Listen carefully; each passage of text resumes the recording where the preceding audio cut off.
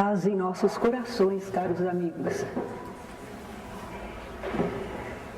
Nós vimos na aula anterior o que é a reencarnação do ponto de vista espírita, porque o espírito reencarna, quando e onde ele reencarna. Hoje nós vamos ver mais alguns argumentos filosóficos, argumentos científicos e argumentos religiosos.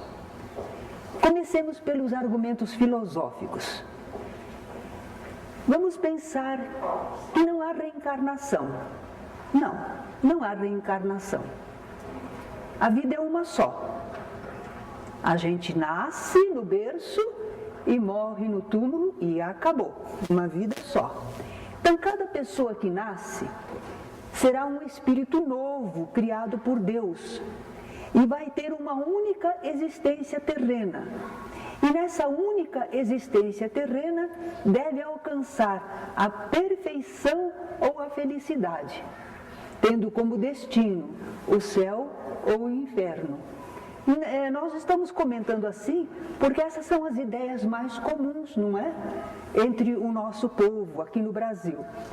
Mas essas afirmativas não condizem com a justiça de Deus, o poder de Deus e a bondade de Deus.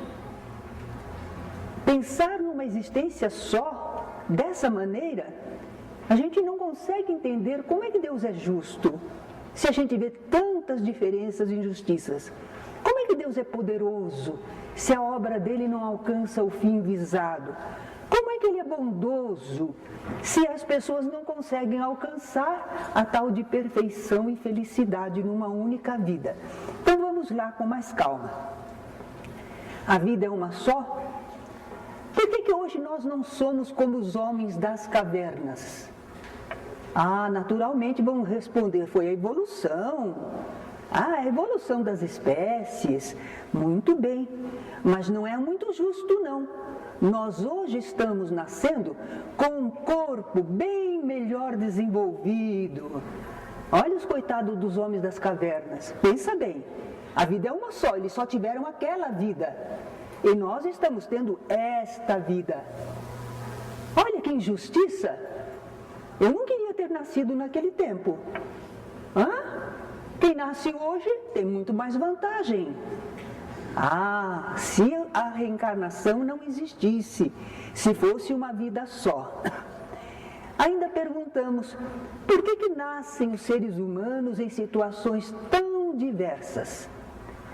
Uns nascem com saúde, saudáveis, e outros já nascem enfermos, enfermidades cruéis, enfermidades que vão levar à desencarnação rapidamente, não é? Crianças com problemas terríveis de saúde. Por que nascem umas pessoas tão inteligentes que parece que apanham as coisas no ar? Enquanto que outros, precisa ficar repetindo para ver se grava alguma coisa. Alguns são débeis mentais, não podem render tanto quanto o outro, e a encarnação é uma só. Olha que diferença de situação. Esse Deus acho que não foi justo, não é? Com aquelas pessoas que nascem com deficiências. Não é justo porque fez o outro tão inteligente e o outro tão limitado. Alguns vão nos dizer, não devemos contestar os desígnios divinos, é vontade de Deus. Tudo bem, mas nós estamos analisando, Deus nos deu razão para isso, não é? Não é muito justo não, Não é muito justo. E as pessoas que nascem com limitações teriam então razão para ficarem revoltadas e nem crerem em Deus, As situações da vida que as pessoas recebem não são iguais. Então, como é que a gente pode exigir que todas as pessoas alcancem os mesmos resultados? É a mesma coisa que pôr para uma corrida, põe uma pessoa que só pode sair daqui a 20 minutos e o outro sai 20 minutos na frente. Opa! Como é que os dois podem chegar rapidamente no mesmo tempo lá na meta final? Não é? Não dá muito justo não. Sem a reencarnação, se a vida fosse uma só, a existência uma só. O poder de Deus. Eles nos dizem que nós temos que alcançar a perfeição e a felicidade numa só vida. Mas eu não encontrei ninguém que numa só encarnação, se aplicando muito que fosse, tivesse conseguido alcançar perfeição e felicidade. Jesus não vale, hein? Porque Jesus já veio do alto, hein? Não é? Jesus é mestre. Eu digo nós, seres humanos. Então o objetivo divino não teria sido alcançado por ninguém. E aqueles que morrem criancinha? Não deu nem tempo? Como é que eles puderam alcançar perfeição e felicidade? Eles não tiveram nem tempo. Então a gente fica perguntando, será que Deus não tem poder para levar o ser que Ele criou ao objetivo visado? E aquele ser que Ele criou vai ficar incompleto para sempre? Sem a reencarnação a gente fica perguntando umas coisas aí. Dizem que Deus é bondoso. É bondoso. Mas Ele sabe todas as coisas, Ele é onisciente. Ele sabe tudo antes que aconteça, Ele já sabe a programação, já sabe a destinação. Então Ele nos criou e nos deu uma única existência, mas Ele já sabia que nós não íamos conseguir alcançar perfeição e felicidade. Acenou para a gente, hein? Perfeição e felicidade, e a gente não consegue alcançar. E Ele já sabia que a gente não ia alcançar. É bondoso? Nossa, parece que eu estou falando mal de Deus, né? Não, é para argumentar, para que a gente possa, agora, coloca a reencarnação. Por isso Allan Kardec, que tinha demorado a aceitar a ideia da reencarnação, ele viu que sem a reencarnação a gente não conseguiria conciliar com a obra divina. Então vamos lá, com a reencarnação. Deus é justo? É muito justo, perfeitamente justo. Ele cria todos os seres iguais e a todos dá as mesmas oportunidades. E por que as criaturas apresentam essas diferenças? É o grau de evolução em que elas se encontram. A nossa vida não fomos criados todos ao mesmo tempo. Então alguns estão mais avançados, outros menos. Uns já viveram mais, foram criados há mais tempo, e por isso eles apresentam maior desenvolvimento intelectual e moral. Agora, outros, quem sabe ainda não tiveram muitas existências, ou então não aproveitaram bem as oportunidades de progresso. Então eles apresentam menos desenvolvimento. As diferenças são das criaturas e não de Deus, porque Ele criou todos iguais e a todos deu a mesma oportunidade, não é? Então não há acaso ou injustiça divina, nem mesmo naquelas diferenças, por exemplo, por hereditariedade. Mas eu nasci numa família que tem um problema hereditário. Olha lá, olha em que família que Deus me fez nascer. Não tem importância. Por que a gente nasceu lá? A gente tem ligação com essa família, com essas pessoas. Nós precisamos de certas experiências que aquela situação orgânica enseja. Nós temos problemas no nosso perispírito que às vezes causaram, não é? Nos atraíram para determinada família. Muito bom. Então, mesmo nos casos de problemas hereditários, o que está regendo é a nossa situação pessoal, espiritual. O meio ambiente, às vezes a gente diz, nossa, nasceu num meio ambiente que não favorece, não é? Nasceu num lugar lá ermo, não tem cultura, não tem oportunidade maior, como temos na cidade. E então nós dizemos, a pessoa que nasceu lá não teve tanta chance para se realizar como aqueles que nasceram num meio mais desenvolvido. Mas por que o espírito renasceu naquele meio? Por que a gente foi nascer lá? O mundo é tão vasto.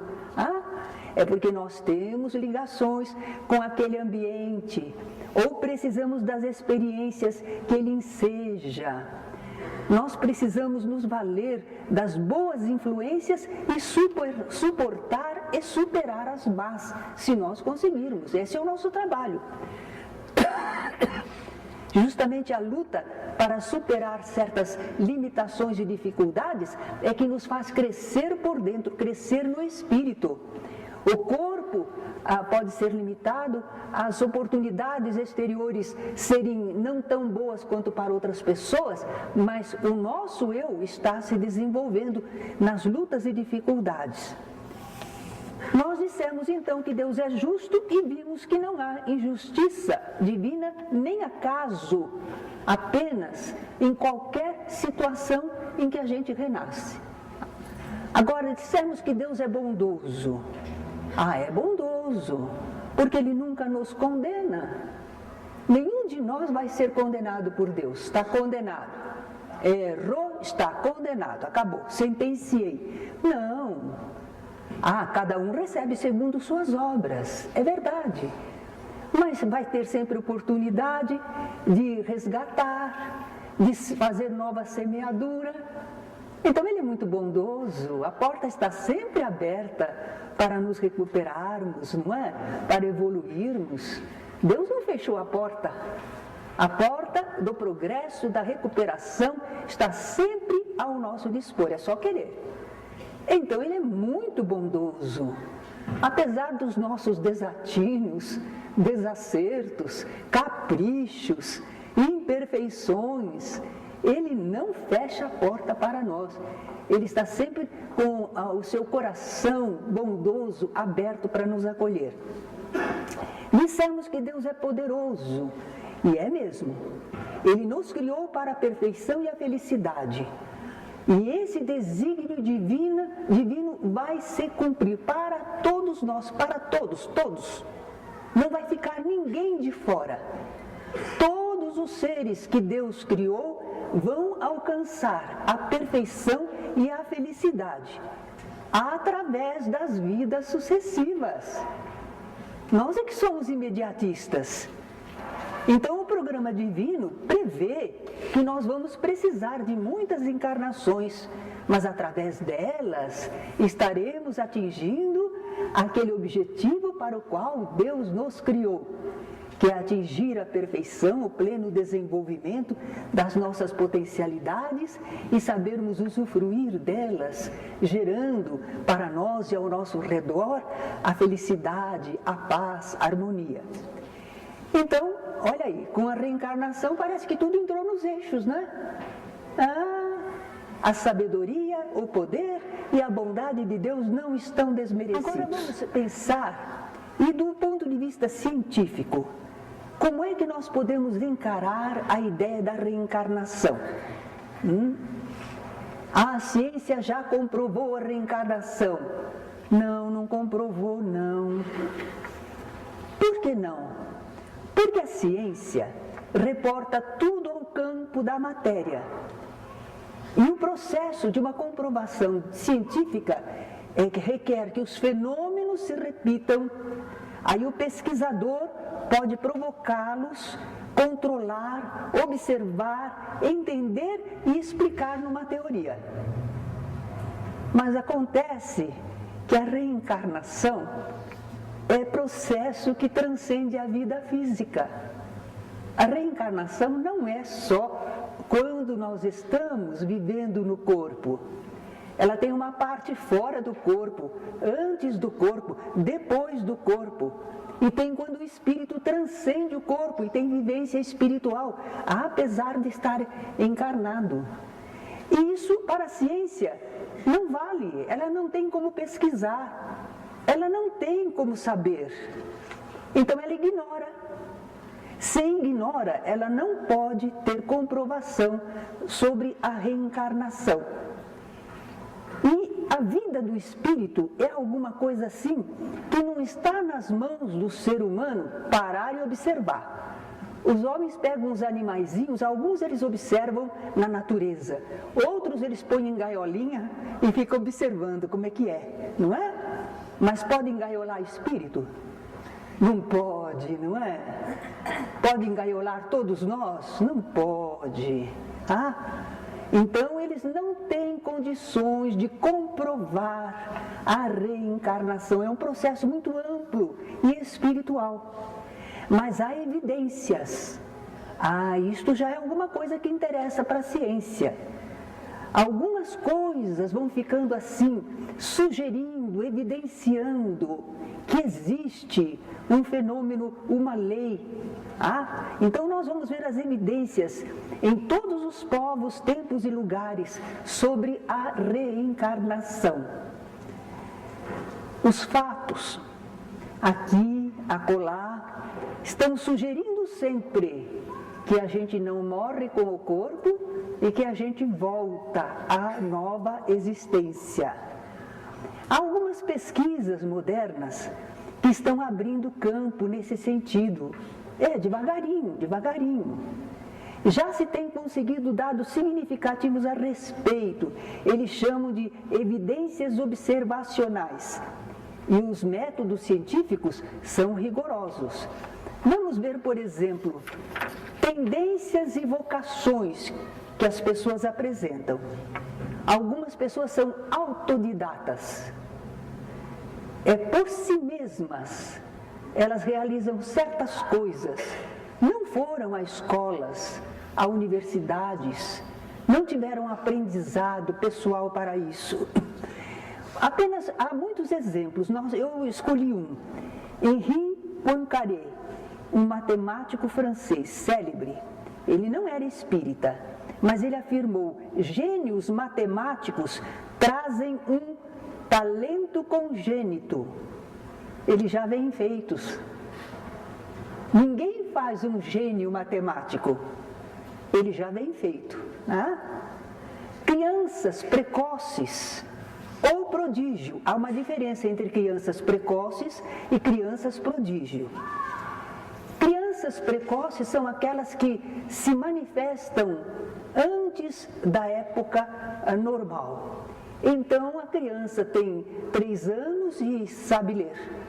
A criança tem 5 anos e já escreve.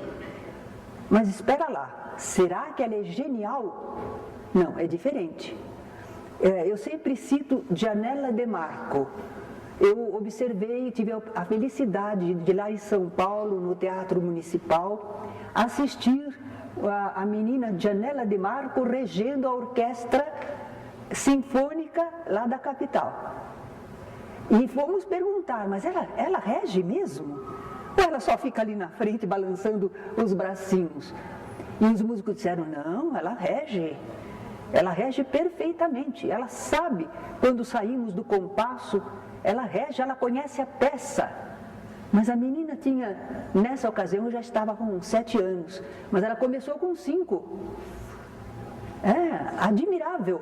E a gente diria, nossa, é um gênio. Não foi. Ela só foi precoce. Ela se manifestou antes do tempo normal, usual. Hoje ela é uma mulher que gosta de música, entende de música, mas não é um Mozart, não. Mozart foi genial. Começou cedo e foi num crescendo maravilhoso. Certo? É diferente gênio de precocidade. Agora, como explicar uma criança que tem essas capacidades, não é? Caracteres psicológicos não se herdam e não se transmitem. Então, nós vemos aqui exemplos de pais medíocres. Vieram de pais medíocres, mas foram criaturas extraordinárias. Kant, Descartes, Kepler e Bacon. Agora, grandes pessoas que tiveram filhos medíocres. Sócrates, Péricles, Goethe e Napoleão. Olha aí. Então, nós estamos vendo que não é a hereditariedade, né? Dos caracteres psicológicos. Às vezes o meio também não ajuda. E aqui eu escolhi um caso de um jovem sergipano, Carlos Mateus. Pobre, estudante de escola pública, Com 19 anos apenas, ele conseguiu um feito inédito. Ele obteve os títulos de mestre e doutor em matemática, num dos melhores centros de formação da América Latina, o Instituto Nacional de Matemática Pura e Aplicada. Pobre, de escola pública, e alcançou um feito que outros não conseguiram, não é? O meio não ajudou, o meio não era propício, ele transcendeu ao meio, não é? Porque esse talento congênito, só a reencarnação pode explicar. É um espírito que particularmente, por muitas encarnações, se dedicou ao estudo da matemática.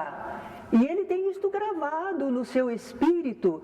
Nós falamos de memória extracerebral. Não, a nossa memória não é só aquilo que temos no cérebro. Extracérebro, nós temos o depósito de muitas experiências e conhecimentos.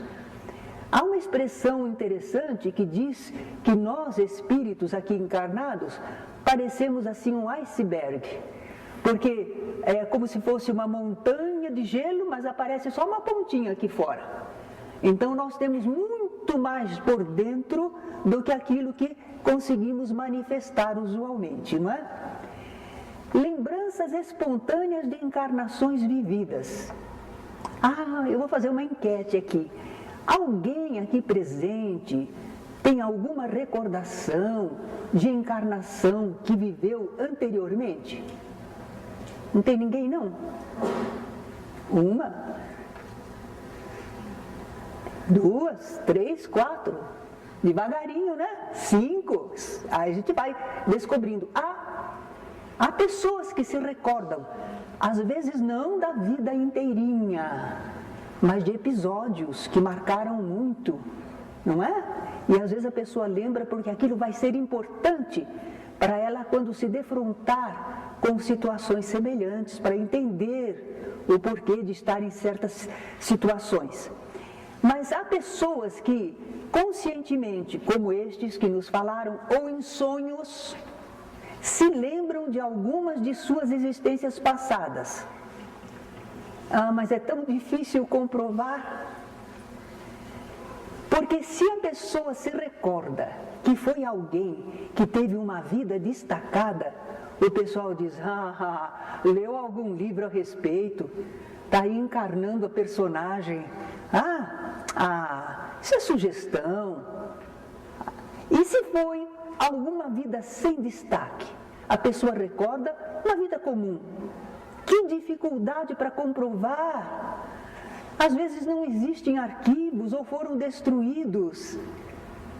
Porque há 100 anos atrás, há 180 anos atrás, a gente vai ser difícil, né, comprovar certas existências. Mas o poeta Lamartine, um poeta francês, no livro dele, Viagem ao Oriente, ele narrou a lembrança dele espontânea de encarnação anterior.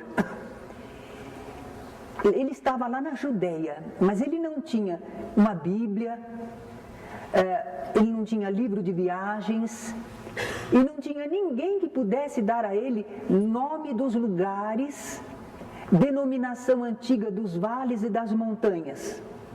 Ele estava lá, chegou lá para visitar, mas ele não tinha nada nas mãos que permitisse ele localizar. Entretanto, reconheci desde logo o vale de Terebinto e o campo de batalha de Saul. Quando fomos ao convento, os padres confirmaram a exatidão de minhas previsões. Meus companheiros não podiam acreditar. Em Séfora, designei com o dedo e dei o nome de uma colina no alto da qual havia um castelo arruinado, como lugar provável do nascimento de Maria. No dia seguinte, ao pé de árida montanha, reconheci o túmulo dos Macabeus. E eu dizia toda aquela verdade sem o saber. Exceto o Vale do Líbano, nunca encontrei na Judéia um lugar ou qualquer coisa que não fosse para mim como uma recordação. Lamartine, o poeta Lamartine, dando o seu testemunho. Aí ele se indaga, depois de narrar o que aconteceu, ele se indaga. Já vivemos, pois, 2 vezes, 1000 vezes? Não será a nossa memória uma imagem desbotada que o sopro de Deus reavivou? Lindo, né? É isso aí. Às vezes a pessoa diante de locais, de pessoas, consegue relembrar alguma coisa. Há também anúncios antecipados de reencarnação. Alguém vai reencarnar. E isto é anunciado. Às vezes isto é na revelação num sonho. Outras vezes é mediunicamente. Às vezes é da própria pessoa. É via anímica. Por exemplo, uma pessoa estava doente, sabia que ia morrer, desencarnar, mas avisou a todos: não fiquem tristes, não chorem, eu vou voltar. Então a pessoa estava aqui, estava para desencarnar, mas sabia que ia voltar. Ou então, alguém percebeu que um determinado espírito estava ali, na família, prestes a reencarnar, estava se aproximando, não é? E alguns dados, alguns sinais são oferecidos para se identificar quando do nascimento. Porque aquilo que se viu antes vai se comprovar quando a criança nasce.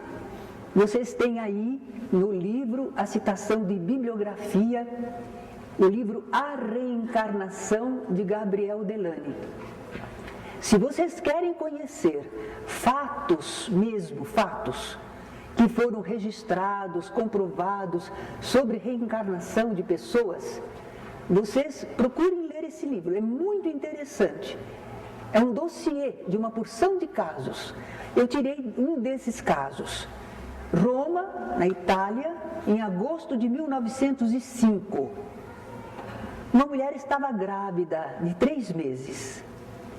E ela na cama, mais acordada, ela viu uma aparição que a impressionou profundamente. Ela viu a menininha que eles haviam perdido há 3 anos. A filhinha deles que tinha morrido. E ela estava com um aspecto alegre e infantil e disse com voz suave: mamãe, eu volto. Então a mãe viu a menina que havia desencarnado há 3 anos atrás e a menina avisando, ela estava alegre, né, contente que ela ia voltar. E realmente 6 meses depois, em 1906, nasceu uma menina. E deram a ela o mesmo nome que a outra, Blanche. Em tudo ela se parecia com a menina anterior. Não é obrigatório que só porque parece com a criança anterior, seja a mesma criança. Mas no caso era, né? Grandes olhos negros, cabelos abundantes e anelados, e também teve um desenvolvimento precoce. Teve facilidade no desenvolver-se, né? Quando tinha 9 anos, começou a cantar uma canção de ninar com forte acento francês. Eles eram da Itália, mas ela cantou uma canção de ninar com acento francês. A mãe reconheceu a canção e perguntou: quem te ensinou? Ela disse: ninguém, eu a sei sozinha. Era lembrança do passado. Que canção era aquela? Uma ex-empregada que eles tiveram. Ela se chamava Maria, era suíça, só falava o francês. E ela foi acompanhante da outra menina que morreu. E ela costumava cantar essa canção de ninar para a menina. Essa empregada, entretanto, não estava mais lá. Quando a menininha morreu, ela voltou para a sua pátria. Então ninguém mais cantava aquela canção. E a menina recordava da canção. Não é lindo? Então são fatos comprovados. Agora nós vamos ver os pesquisadores atuais das lembranças espontâneas. Hemendras Banerjee, na Índia, Ian Stevenson, Ele foi diretor do Departamento de Psiquiatria e Neurologia da Escola de Medicina da Universidade de Virgínia, lá nos Estados Unidos. Ele escreveu um livro, esse livro ainda existe por aí. 20 casos sugestivos de reencarnação. Ele fez pesquisa. Esse não é um livro romanceado, é um dossiê de casos, não é? Ele fez pesquisas. Certos casos, crianças que diziam que se recordavam da encarnação anterior, ele foi fazer a pesquisa nas famílias, nos locais. Então, 20 casos ele separou, que ele considerou sugestivos de reencarnação, sugerem reencarnação. Uma coisa que eles notaram, esses pesquisadores, a identificação dos reencarnados, às vezes por marcas de nascença. Por exemplo, uma pessoa morreu baleada no peito. E quando nasceu a criança, aquela criança nasceu com uma marca no peito, no lugar da bala. Coisas assim, marcas de nascença que não tinham explicação, não é? Comportamento e conhecimentos iguais aos da pessoa reencarnada. Teve um menino que reconheceu em algumas coisas que tinha em casa, tinha um relógio lá, ele falou, esse é meu, esse relógio é meu, tinha sido do avô dele. Quer dizer, ele fora o avô dele, desencarnou, reencarnou como neto, não é? Na geração de neto. Mas quando ele viu o relógio, falou, esse é meu relógio, não é? Ele não disse, eu quero esse relógio, o relógio é bonito, Não, ele disse, esse relógio é meu, Reconhecimento de pessoas, coisas e lugares. Enfim, há muitas experiências assim. O que se percebe nesses casos? Que a individualidade permanece com suas faculdades e conhecimentos. Essas recordações geralmente se dão, eles também acreditam que é porque houve pouco intervalo entre as duas reencarnações.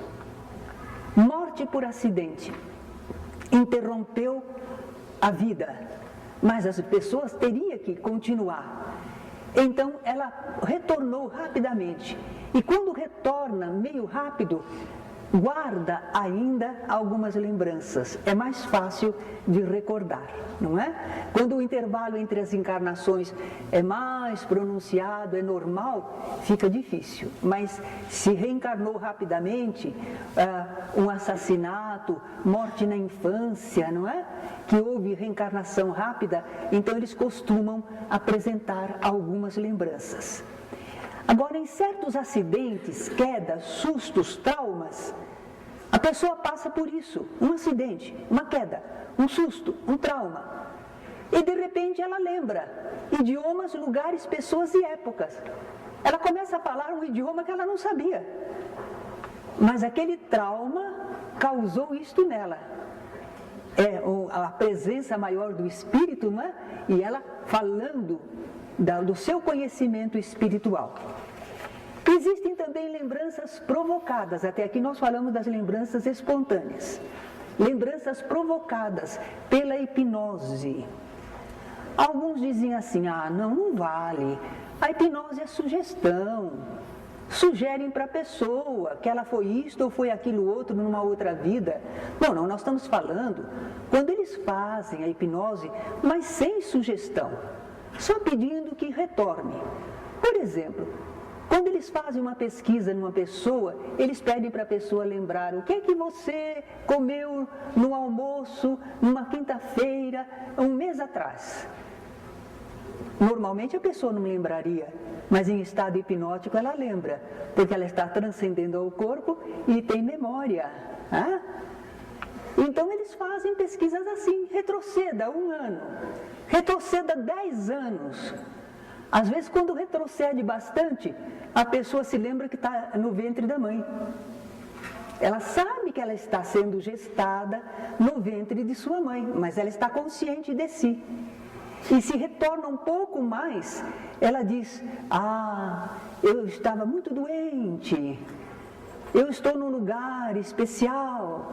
Quer dizer, ela está no intervalo entre uma encarnação e outra, mas ela lembra quando ela transcende o corpo. E são muitos pesquisadores atualmente para essa pesquisa. Eles acham que é interessante porque livra a pessoa de traumas complexos, fobias e aversões. A causa ficou lá no passado. Assim como a gente faz a regressão da memória, e às vezes uma coisa está lá na infância, e quando faz essa regressão de memória, com orientação psicológica, a pessoa se liberta daquele problema, também em encarnação anterior, às vezes o problema ficou lá. Agora, a gente não recomenda que todos nós saiamos aí procurando fazer regressão de memória. A gente não sabe o que está lá para trás. A gente só procura, e com psicólogos que sabem lidar com o nosso psiquismo, quando temos problemas especiais que estão afetando a nossa vida. O resto não, o resto a gente vai vivendo, tocando para frente, né? Certo? Esse tratamento é possível, é válido, vence bloqueios, esclarece, abre novos horizontes na existência. Quando chega lá na vida intrauterina, eles chamam isso de memória pré-natal. E eles já estão concordando que existe vida no ventre de nossas mães, que nós temos a nossa inteligência funcionando. Nós não éramos só uma massa de carne. Nós pensávamos, sentíamos, não é? E por que a gente não vai então regredir a lembrança mais para trás? Aí nós temos casos como a doutora Edith Fiore, doutora em psicologia. Ela publicou o livro You Have Been Here Before, quer dizer, você já esteve aqui antes. Todos nós já estivemos aqui antes, não é? A outra doutora Ellen Mambash, ela escreveu Life Before Life, vida antes da vida. Fez as pesquisas e encontrou vida antes da vida. Vida numa existência anterior antes desta. Há pesquisas interessantes que nós não vamos demorar muito não, senão não conseguimos falar nem dos argumentos religiosos. Agora, sem hipnose, existe um processo atualmente que eles chamam terapia de vivências passadas. Porque nem sempre a pessoa chega lá na vida passada, às vezes nesta existência mesmo. E realmente nós temos aí a memória extracerebral, arquivos do espírito e evidências observacionais, obtidas por rigorosos métodos científicos. Agora nós vamos para os argumentos religiosos.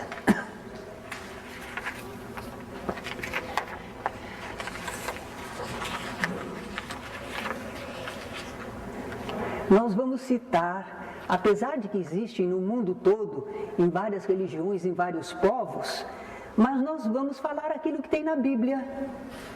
Porque o nosso povo brasileiro está muito apegado à Bíblia, tem a Bíblia como fonte segura, então vamos lá, verificar os casos na Bíblia, não é? Há passagens no Velho Testamento e no Novo Testamento, mas nós vamos preferir as do Novo Testamento, que é quando fala de Jesus, os relatos sobre Jesus, não é? Certa vez, entre os fariseus, um homem chamado Nicodemos, principal dos judeus, veio à noite ter com Jesus e lhe disse: Mestre, sabemos que vieste da parte de Deus, porque ninguém poderia fazer os sinais que fazes se Deus não estivesse com ele. Que linda saudação, hein? Agora Jesus respondeu: em verdade eu te digo, ninguém pode ver o reino de Deus se não nascer de novo. Quando eu li isso a primeira vez, eu falei: Jesus não diz coisa com coisa. O homem fez uma saudação linda para ele, não perguntou nada e ele fala isso. Ninguém pode ver o reino de Deus se não nascer de novo. Não, mas Jesus está perfeitamente na conversa.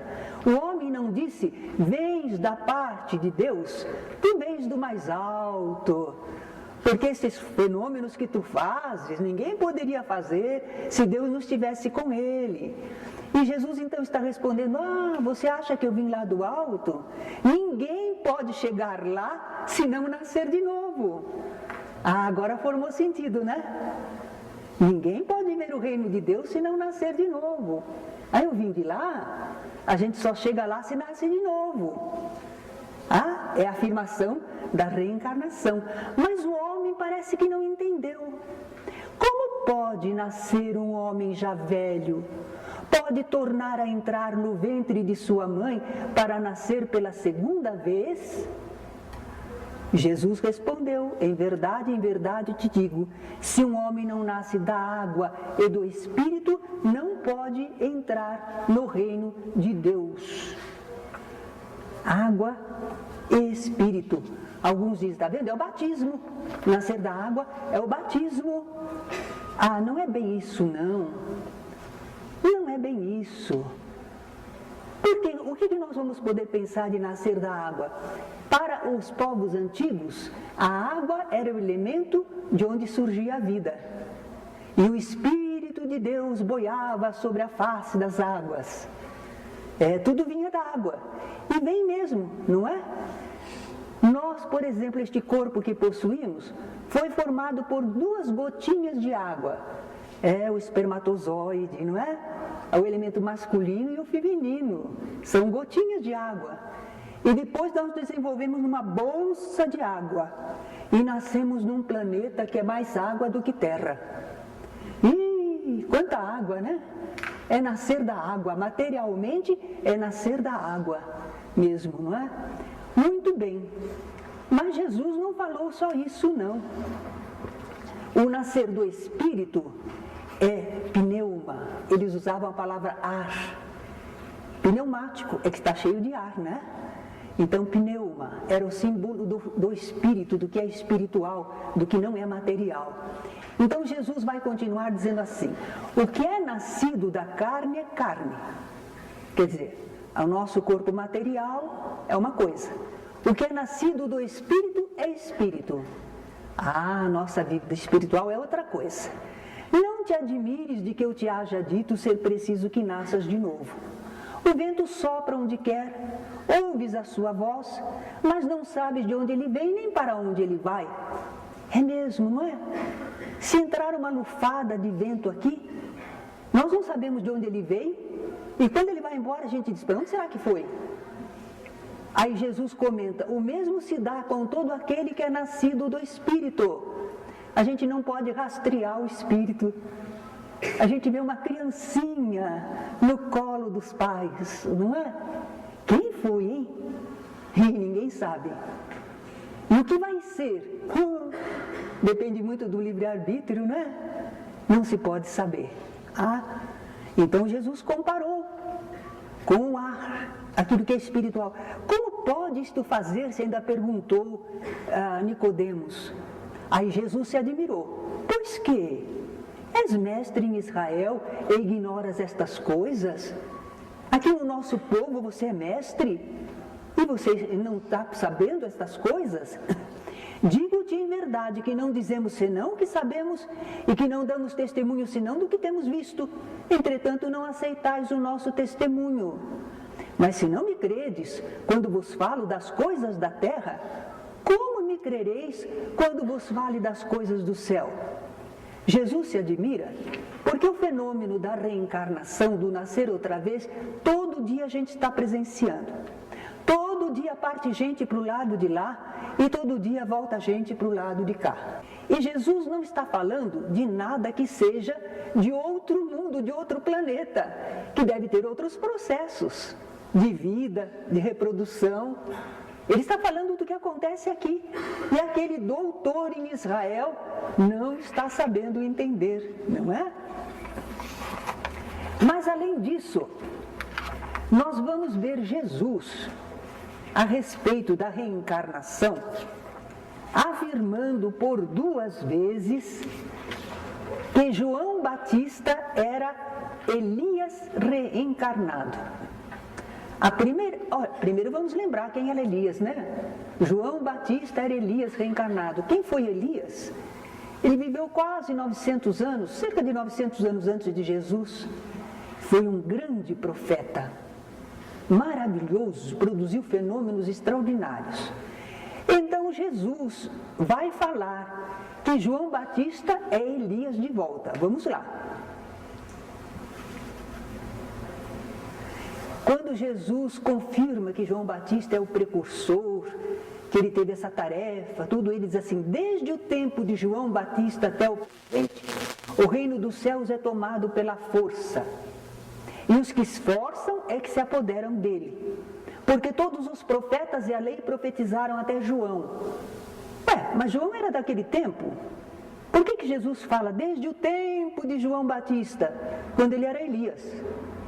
Desde o tempo de Elias, o reino dos céus é tomado pela força. Os que se esforçam é que se apoderam dele. Todos os profetas e a lei profetizaram até João. João Elias, hein? Quando ele era Elias. Mas agora que João reencarnou, o Elias está de volta, agora vai ser diferente, hein? Agora nós temos outra possibilidade. Antigamente era assim. Todos os mestres em Israel, os doutores da lei, diziam: isso pode, aquilo não pode, isto é certo, aquilo não é certo. Havia centenas de recomendações, de leis. O povo nem entendia, precisava perguntar para os doutores da lei. Então era difícil, mas agora não. Agora veio João falando claramente, singelamente, é como Jesus vai falar. Vai tirar o espírito da lei, vai tornar acessível a todos, não é? Os profetas antigos, a lei de Moisés, valeram até agora, mas agora não. Agora a coisa é diferente, não é? Agora as pessoas vão entender e vão aderir. E disse Jesus então: e se quereis reconhecer, ele mesmo, João, é Elias que estava para vir. Ouçam aqueles que tiver ouvidos de ouvir. Mas que Jesus falou, falou. Agora entenda quem quiser, não é? Dessa vez ele falou. E ele falou também na transfiguração. No episódio da transfiguração. Que transfiguração foi essa? Jesus ficou resplandecente.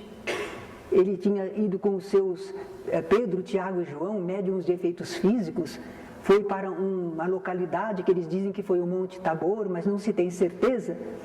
E lá então ele se pôs em oração, ele transcendeu o corpo, ficou luminoso, resplandecente, e apareceram ao lado dele, conversando com ele sobre as coisas que iam acontecer em Jerusalém, o final da tarefa do Cristo. Apareceram Moisés e Elias. Ela vai mostrar o desenho. É uma tela famosa que mostra Jesus. Só que eles já puseram Jesus lá no alto, né? A transfiguração, e Moisés e Elias ao lado. Moisés está com os livros, porque Moisés era a lei. E Elias representava os médiuns, os profetas, os mensageiros. E os discípulos viram aquilo e escutaram. Mas depois aquela cena terminou, desapareceu, voltou tudo ao normal. E os discípulos ficaram intrigados. Por quê?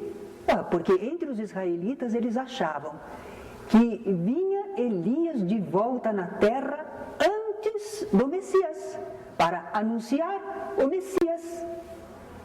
E eles tinham acabado de ver o quê? Olha Elias lá no plano espiritual. E Jesus não é o Messias? E ele já está aqui entre nós? Como é que é isso? Então eles perguntaram para Jesus: não dizem os escribas ser preciso que antes volte Elias? Jesus confirmou: é verdade que Elias há de vir e restabelecer todas as coisas, mas eu vos declaro que Elias já veio e eles não o reconheceram. O corpo era outro, né? E o trataram como lhes aprouve. Eles tinham mandado decapitar, né? Por isso que ele estava no plano espiritual. Ele já tinha vindo, viveu como João Batista, mas fora decapitado, estava de volta no plano espiritual. É assim que farão sofrer o Filho do Homem, anunciou Jesus. Então os discípulos compreenderam, fora de João Batista que ele falara. Dava para compreender mesmo, não é? Então nós temos aí afirmativas de Jesus, como se fosse uma teoria. Aquele episódio com Nicodemos, o doutor da lei, parece uma teoria, não é? Ele diz que não pode nascer, ver o reino do céu sem nascer de novo. Ele explica tudo, teoricamente, mas depois ele mostra um caso da época, alguém reencarnado entre eles. Bem, então nós estamos vendo que a reencarnação, ela se baseia bastante em argumentos filosóficos, científicos e religiosos. Porque alguns dizem, sabe, essa é uma ideia antiga, o Espiritismo foi buscar lá no passado, mas é que certas verdades não mudaram. É sobre Deus, a imortalidade da alma, ela sempre vai existir, e a reencarnação também, é uma verdade. Então nós encontramos no passado, só que agora a doutrina espírita explica melhor. Por causa do progresso intelectual da humanidade, se pode explicar melhor o acontecimento. Antes ficava assim meio escondido, o pessoal não entendia direito, era meio místico. Agora é uma coisa funcional, clara, lógica, a reencarnação. Nós temos, eu escrevi um livro que é Na Luz da Reencarnação, e lá eu mostro a argumentação, como é que tiraram do cristianismo primitivo, tiraram a ideia da reencarnação, certo? Foram os concílios, e principalmente a imperatriz Teodora, que ela não queria pensar em reencarnação, não, porque a vida dela não havia sido muito correta. Se ela reencarnasse, a lei de causa e efeito, ela teria que encontrar muita coisa. Então, para ela não existia reencarnação. Os ingleses são muito ciosos da sua nacionalidade, da sua raça, não é? Então, eles dizem assim, não existe reencarnação. Não, imagine um inglês saber que vai nascer num país qualquer e ser um nativo daquele país. Para eles, brasileiro é índio, é negro, é uma raça inferior. Eles pensam assim, eu sou inglês, meus filhos são ingleses, mesmo que nasçam no Brasil, mas são ingleses. Agora, já imaginou, eu morro agora, tenho que reencarnar e nasço como um selvagem? Não, eu sou inglês. Então, sabe o que acontece? Os espíritos que se comunicam na Inglaterra, muito diplomaticamente não falam de reencarnação. Eles falam de Deus, da imortalidade, do intercâmbio mediúnico, da lei de causa e efeito, mas eles não falam em reencarnação, porque se falar o pessoal diz assim, é do demônio, pode ir embora. Eles não querem ouvir, certo? Então, através da igreja, e isto não é crítica para nós, porque eu sempre costumo dizer, muitos de nós que trabalhamos no movimento espírita agora, éramos das hostes católicas no passado. E se ensinamos errado, agora a gente batalha para ensinar direito, certo? Então nós não dizemos eles e nós, é uma mesma humanidade. Então o conceito de reencarnação existia entre os primitivos cristãos. Existia entre os israelitas como existe até hoje. Eles não entendem direito como, mas eles falam de reencarnação, de ressurgimento. Até houve um rabi nos Estados Unidos que disse que o pessoal que tinha sofrido o holocausto, aqueles israelitas, judeus que sofreram o holocausto, sofreram porque em encarnação anterior eles tinham feito muita coisa errada. Para que ele falou isso? Porque os judeus se sentiram indignados, porque não era por pecados do passado que eles estavam passando aquilo, era a crueldade de Hitler. Mas um rabino deles lembrou a reencarnação, porque eles têm essa ideia entre eles, não é? Então era usual, e muitas religiões têm na sua base. Mas na Igreja Católica, com os concílios, acabaram colocando de lado. Muita coisa boa foi colocada de lado, certo? A respeito, no livro A Reencarnação, você pode encontrar. E também encontra no livro Cristianismo e Espiritismo, do Leon Denis. Você encontra por que as mudanças que foram feitas ao longo dos tempos. Mais alguma perguntinha? Sim. Caso a reencarnação interrompida pelo, por exemplo, um aborto, esse espírito, o que pode acontecer com ele? Ele pode voltar para essa família, ou próximo dessa família? Nós não podemos julgar, nós podemos dizer as possibilidades. Então, aquele espírito vinha para uma determinada família, tem laços com ela, tem tarefas que deveriam realizar, mas por alguma razão a família, circunstâncias outras, não acharam oportuno, talvez não tivessem o mesmo entendimento que depois passaram a ter a respeito do aborto, então fizeram o aborto, provocaram o aborto. No caso, o espírito, ele sentiu-se rejeitado e prejudicado. Sem dúvida. Mas se ele for um espírito bom, benévolo, pacífico, ele fica tristinho, tudo, mas ele espera que haja outra oportunidade e vai ser providenciada, porque ele não fez nada errado, ele foi vítima, certo? Então ele é amparado para ter oportunidade. Será que nasce na mesma família? Pode ser que sim. Será que ele nasce em outro lugar? Pode ser que sim. E de repente, por vias indiretas, vem acabar na nossa família também, se for necessário, indispensável. Há muitos meios da justiça e bondade divina darem sequência à vida daquele que teve o seu corpo ferido, abortado, certo? Então, mas ele não morreu. Jesus nos ensinou que Deus não nos deixou à mercê de ninguém para aniquilar nossa vida. Não temais os que matam o corpo, mas não podem matar a alma. Deus não deixou isso no poder das pessoas. Ninguém pode matar um espírito.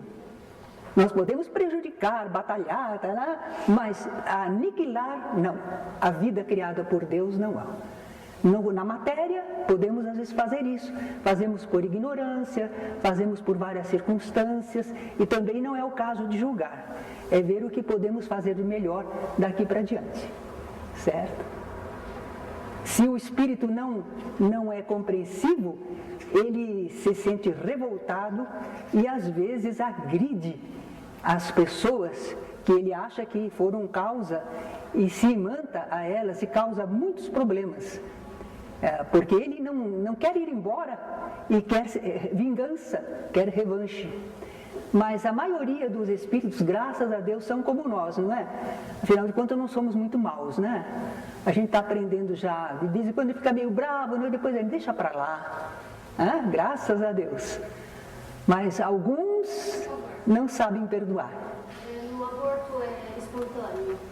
O aborto espontâneo, as pessoas não têm nenhuma culpa, a não ser que se elas provocaram com uma atividade indevida, com um excesso, qualquer coisa. Mas se não, isto faz parte dos problemas que nós enfrentamos para viver. Então, nesse caso, é fácil ele voltar e formar de novo. Às vezes é o corpo da gestante que não está em boas condições, aí ela se prepara melhor e aí consegue fazer. Às vezes ele estava plasmando um corpo, mas ele não estava conseguindo plasmar a contento, tinha algum problema. Então é preferível interromper, por isso o aborto espontâneo, e voltar a formar de uma maneira melhor, mais satisfatória. Eu tenho colegas católicos e evangélicos e eles gostam assim de não focar o ensino global que é o evangelho, mas sim a diferença que prega o espiritismo, que é uma própria reencarnação. Né? Aí o católico falou por que Jesus morreu na cruz? Ele morreu para nos ensinar. Ele que ensinou como viver, ensinou também como morrer e como continuar vivendo e ressurgir. Mestre, ele deu exemplo de vida pleno para quem vive aqui na Terra. Ele não morreu para nos salvar, porque aí é uma coisa injusta. Jesus morre na cruz, sofre, para nós ficarmos bonitinhos.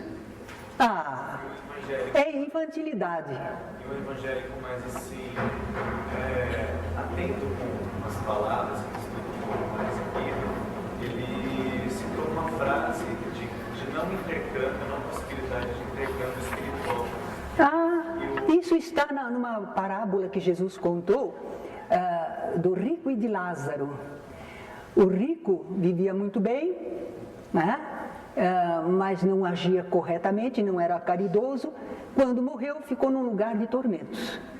Lázaro era um pobre enfermo, vivia das migalhas que caía da mesa desse homem rico, mas ele era muito paciente, temente a Deus. Então, quando ele morreu, ele foi para um lugar muito bom na vida espiritual. E o rico, no lugar de tormentos, vendo Lázaro num lugar bom, mas espera, isso é para parábola, hein? É comparativa, não é ao pé da letra. Então, ele pediu para Pai Abrão, quer dizer, o ancestral espiritual deles, né? Que permitisse a Lázaro molhar o seu dedo numa água e refrescar a língua dele, porque ele estava sofrendo demais. E foi dito, não pode, há um abismo entre vocês e eles. Ele queria avisar a família. Aí ele pede, depois que ele não consegue isso, aí ele diz, então deixa que eu vá lá na terra para avisar os meus irmãos, para que eles não venham para este lugar de tormento como eu. Aí a resposta é, eles têm Moisés e os profetas que os escutem, porque não falta ensinamento na terra sobre o bom proceder. E não é porque um Espírito volte para falar para nós que nós vamos modificar, porque já houve os ensinos dos mensageiros, eles têm Moisés e os profetas já são os intermediários, os mensageiros, não falta orientação, o que falta é o pessoal prestar atenção, certo? Não é por isso que os Espíritos precisam voltar, A gente aprende com a situação deles, mas não é só isso, nós temos ensinamentos. É difícil complementar com eles. Assim, porque eles estão presos à letra, e é aquilo que Jesus falou, a letra mata e o Espírito vivifica. As palavras que eu vos tenho dito são Espírito e são vida. Agora, se ficar ao pé da letra, não vai entender nunca. Eu vou fazer uma perguntinha assim, o Padre Marcelo, eu ouço bastante às vezes, ele diz assim, não é, ele não fala em encarnação, ele fala... Vidas sucessivas? Não, antepassados. Ele fala assim, vamos assim, vai fazer oração, para fazer os antepassados. O que ele quer dizer com isso? Bom, mas os católicos oram pelas almas do purgatório, eles oram pelas almas dos seus entes queridos que já estão do lado de lá da vida, podem estar bem, não é? Então, eles têm o hábito de orar pelos mortos. E os chineses e japoneses que falam muito nos antepassados, eles têm reverência com os antepassados. Os romanos antigos também tinham. Dentro de casa, eles tinham o que eles chamavam o culto dos familiares, os lares, né? Da família. Eles faziam o culto. Eles não esqueciam, eles oravam sempre pelos familiares, pelos seus ascendentes, pelos seus antepassados. São hábitos de algumas populações. E o padre Marcelo Rossi está achando interessante, necessário que se ore pelos nossos queridos que estão do lado de lá da vida, os que nos antecederam.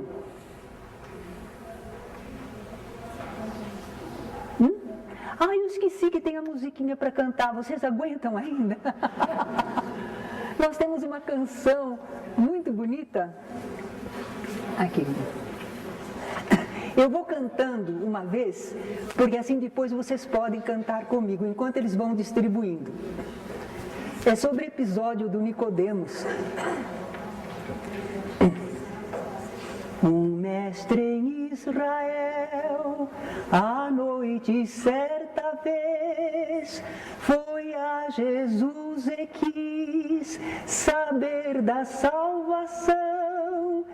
O mestre respondeu, palavras de razão, preciso é nascer outra vez.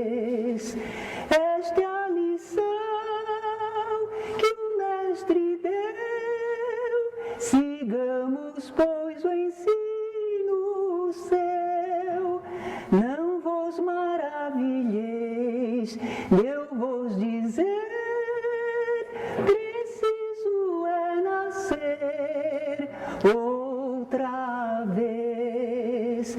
O crente que alcançou o reino satisfez a sábia e santa lei do Mestre Redentor, que outrora ensinou aos homens com amor. Preciso é nascer outra vez. Esta é a lição que o Mestre deu. Sigamos, pois, o ensino seu. Não vos maravilheis, eu vos dizer, preciso é nascer outra vez. Está muito alto? Para mim está. Vamos de novo? Então, agora todos podem cantar, não é? Um mestre em Israel, à noite certa vez, foi a Jesus e quis saber da salvação. O mestre respondeu palavras de razão, preciso é nascer outra vez. Esta é a lição que o Mestre deu. Sigamos, pois, o ensino seu.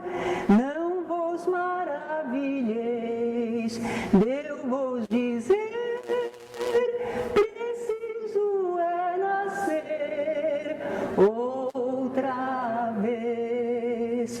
O crente que alcançou o reino satisfez a sábia e santa lei do Mestre Redentor, que outrora ensinou aos homens com amor. Preciso é nascer outra